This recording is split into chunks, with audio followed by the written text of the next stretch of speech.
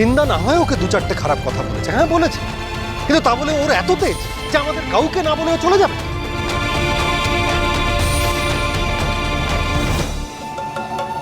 এমনি এমনি কি আর বাবাকে এতদিন ধরে তেল মেরেছি আমি?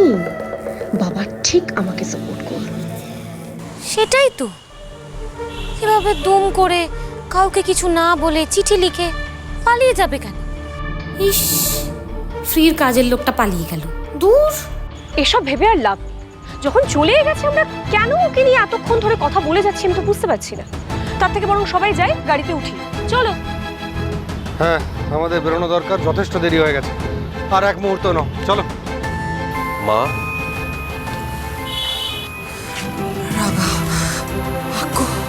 তুমি আমায় বলো আমার এখন কি করা উচিত। তুমি যদি বলো আমি এখানে থেকে যাব, রাঙামতিকে আমি একাই খুঁজে বের করব। আমিও যাবো তোর সঙ্গে।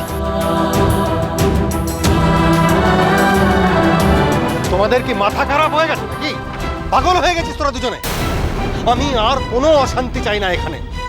না প্রমিতা, আর একটাও কথা, এবার চলো। আর কোনো অশান্তি বাঁধিও না প্লিজ। আমরা তো মেয়েটাকে হেল্প করতেই চাইছিলাম, এবার সে যদি হেল্প না চায়, আমাদের একটা সামান্য কথায় তার যদি এত আত্মসম্মানে লেগে যায় যে সে ছেড়ে চলে যাবে, আমাদের আর কিচ্ছু করার নেই। প্রমিতা, আমি তোমাকে আমার দিব্যি দিচ্ছি, প্লিজ এক্ষুনি তুমি আমাদের সঙ্গে যাও, আক্কুকে নিয়ে যাও। এটা তুমি কি বলছো? তুমি এনাফ ইজ এনাফ প্রমিতা। আমি আর কোনো কথা শুনতে চাই না, কোনো অশান্তি চাই না। আমি জাস্ট আমার পরিবারকে নিয়ে ফিরে যেতে চাই বাড়িতে। আমার কাছে আমার পরিবারটাই সব।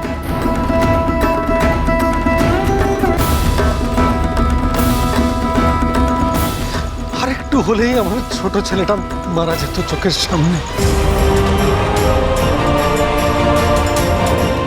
একটা জলজ্যান্ত মানুষ বনে উড়ে গেল। কোথা থেকে একটা বাজে লোক এসে আমাদের গোটা পরিবারকে থ্রেট করে ফেল।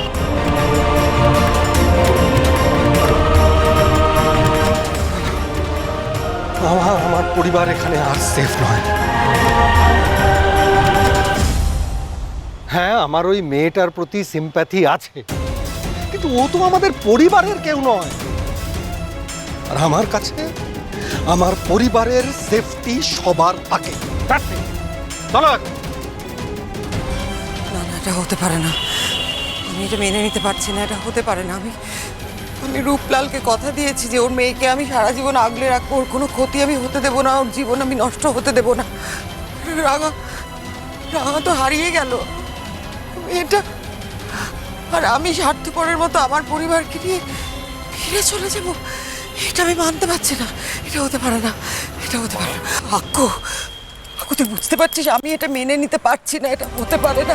তুই বুঝতে পারছিস আমি পারছি না এটা মেনে নিতে। তুই বুঝতে পারছিস? আমি বুঝতে পারছি মা, শান্ত হও, শান্ত হও, শান্ত হও।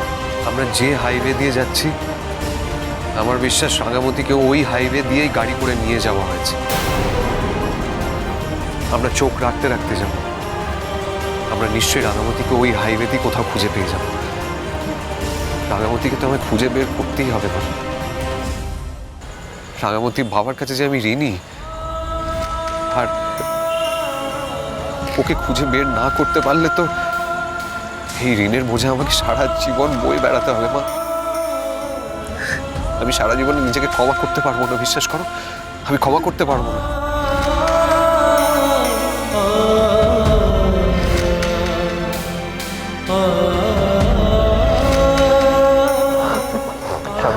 আমরা পারবো, আমরা পারবো। চল এবার বেরিয়ে পড়তে হবে, তাদের না। চল চল চল।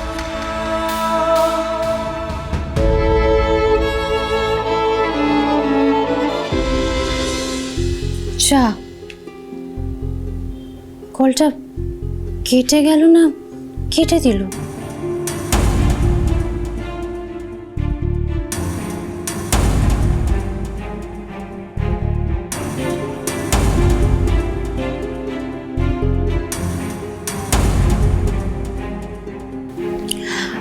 নিশ্চয়ই নেটওয়ার্ক প্রবলেম হচ্ছে।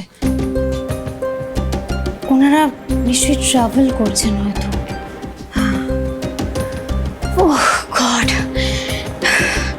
একলব্যের ফ্যামিলির সবাই যেন আমার এই বিয়ে না করার ডিসিশনটাকে হ্যাপিলি মেনে নেয়, আমাকে যেন অ্যাকসেপ্ট করে নেয়।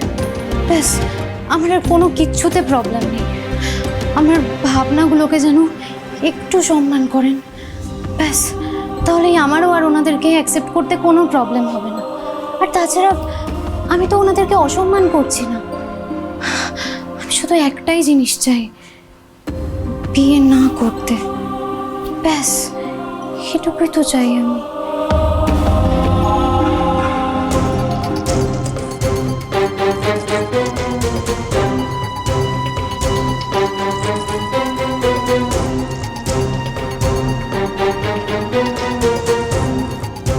দাদা, দেখে মনে হচ্ছে অজ্ঞানটা হয়ে যাচ্ছে।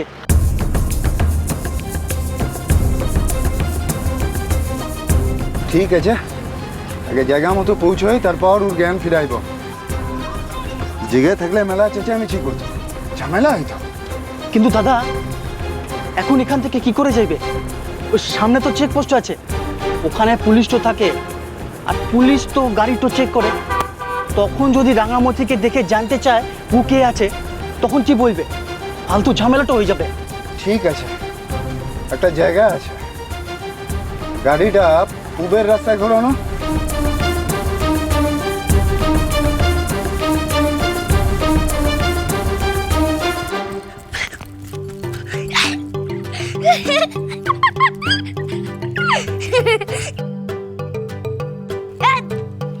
আয় হবে না, হবে দৌড়াতে হবে তো। আয় আয় আয় আয়, হবে তো।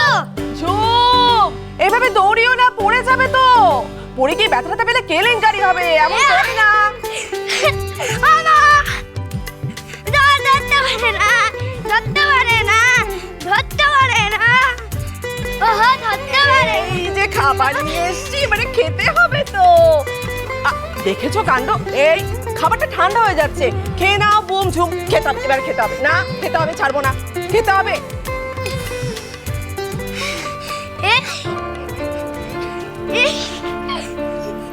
একটাও কেউ বাড়িতে নেই। ওদিকে মেয়েটা কখন ফোন করে বললো, মা আমার প্যাক আপ হয়ে গেছে, আমি এক্ষুনি বাড়িতে ফিরবো। কোথায়? ও তো টিকিটাও দেখতে পাচ্ছি না। উফ, কি অদ্ভুত। ঝুম, এবারে খেতে হবে, খাবারটা ঠান্ডা হয়ে যাচ্ছে। এসো এসো, এদিকে এসো, এদিকে। দেখেছো কথা শুনছে না? এদিকে এসো ঝুম শোনা, এসো বলছি। আরে খাবারটা ঠান্ডা হয়ে যাচ্ছে তো। ঝুম এদিকে এসো, এদিকে এসো, এসো এসো এসো এসো এসো এসো। হ্যাঁ এই তো, গুড গার্ল। এদিকে এদিকে এদিকে, আর না আর দৌড়াদৌড়ি না। ঝুম শোনা, তুমি বুম দাদার সাথে কেন এত হুটোপাটি করছো?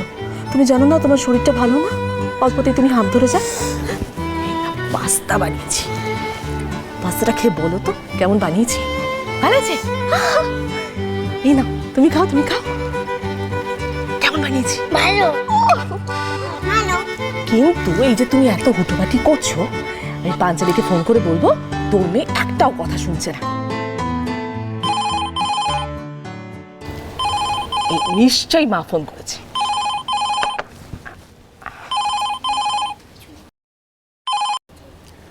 হ্যালো, হ্যাঁ পিসিমণি। হ্যাঁ পাঞ্জালি বল, বেরিয়েছিস তোরা? হ্যাঁ আমরা রওনা দিয়েছি। বলছি শোনো না, আমাদের কিন্তু ফিরতে ফিরতে ভোর হয়ে যাবে। তুমি না একটুখানি ব্রেকফাস্টটা বানিয়ে রেখো, বুঝলে তো?